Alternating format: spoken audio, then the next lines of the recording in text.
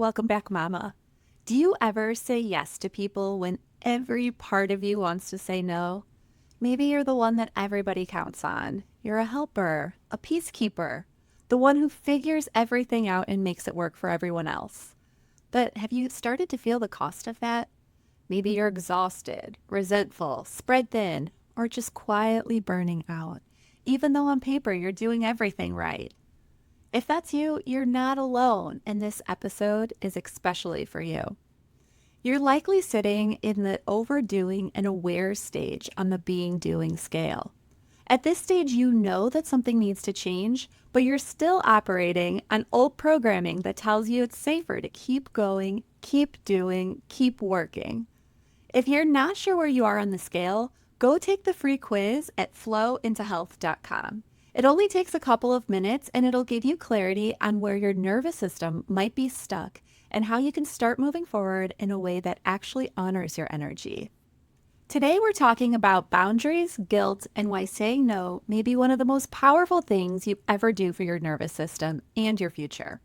I'll walk you through why we struggle to say no, how unclear boundaries affect your health and well being, and give you tools to start honoring your time, energy, and values, all without guilt. So here's the thing.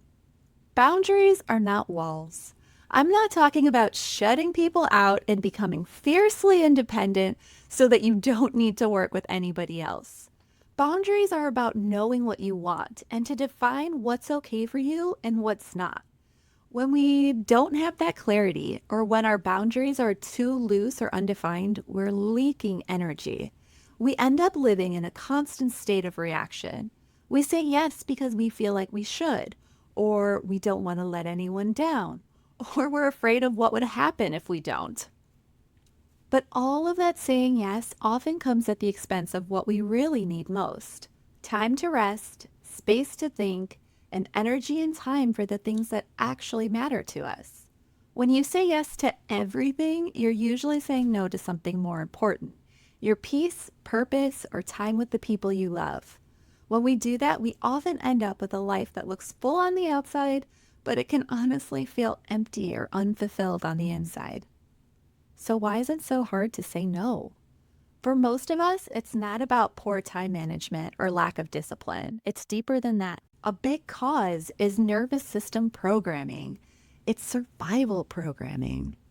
Your body is wired to avoid threat.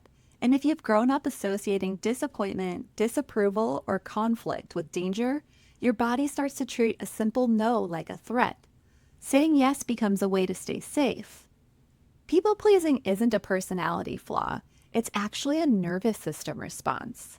Most of us are praised for being helpful, agreeable, flexible, easy to work with. We're taught to prioritize other people's needs and comfort over our own. We learned that our worth was tied to our usefulness.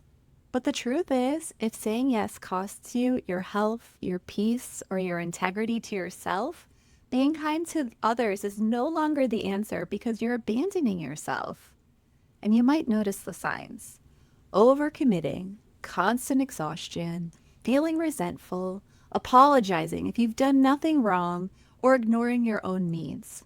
Those are clues that your nervous system is stuck in a loop of people pleasing, and it's time to break that cycle. Boundaries start with self-awareness because before you set a boundary, you have to know where one is needed. Pay attention to the places in your life where you feel constantly drained. Where do you feel the urge to over-explain or over-apologize? Where are you just feeling resentment? These are red flags that a boundary has been crossed or was just never set. Then come back to your values. What matters to you right now? Is it connection with your family? Time to create? Space to rest and heal? If those values are truly important to you, how are you protecting space for them? You also have that inner wisdom that knows what's right for you. It's your intuition. You know what's aligned, you just might be ignoring it. Let's change that. Start noticing what lights you up and what drains you. You don't need permission to follow that inner clarity. It's showing you what you want and what you're meant to be doing. Now, let's talk about actually saying no. You don't need a perfectly worded explanation. You don't need a long list of reasons.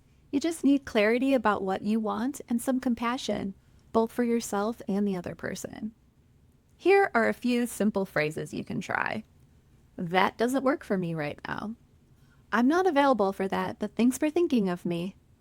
Or I'd love to support you in another way. For some reason, with that last one, I think of a bake sale.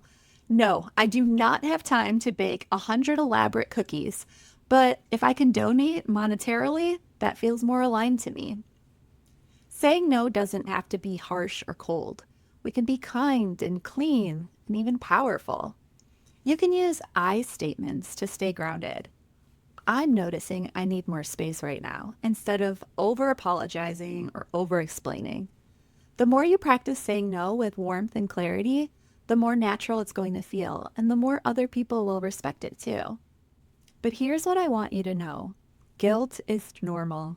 Expect it. That doesn't mean you're doing anything wrong. It just means you're trying something new. Your brain might be screaming, they're going to be mad at you. But that's just a protective pattern that's trying to keep you safe. You don't need to force yourself to be stronger. You just need your body to feel safer. And that's where nervous system regulation comes in. Before or after saying no, just take a moment to ground yourself. Orient to the safety of your space. You can breathe or try some tapping if you've done that before. But remind yourself, I'm allowed to have needs. I'm allowed to disappoint people. I'm still safe, even if somebody else is uncomfortable. But remember, when you people please, you are the one who's becoming uncomfortable. So no matter what, somebody is going to be uncomfortable in this situation. And why does it always need to be you?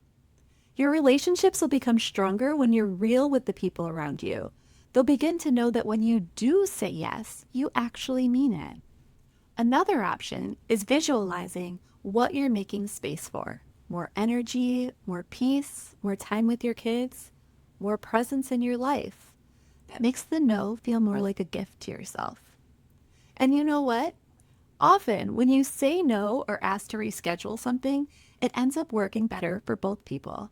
I've had so many moments where I finally admitted that something wasn't going to work for me, only to hear the other person say, honestly, I was kind of feeling the same way. When you listen to yourself, you can create space for more alignment for everyone involved. Boundaries aren't a one-time fix. They're an ongoing relationship.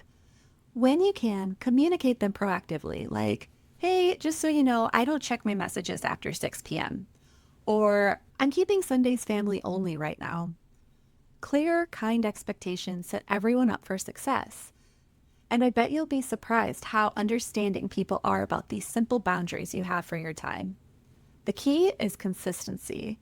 Every time you hold a boundary, you build self-trust, and over time it gets easier. The guilt fades and the clarity grows. Here's what I want you to take away from this episode today.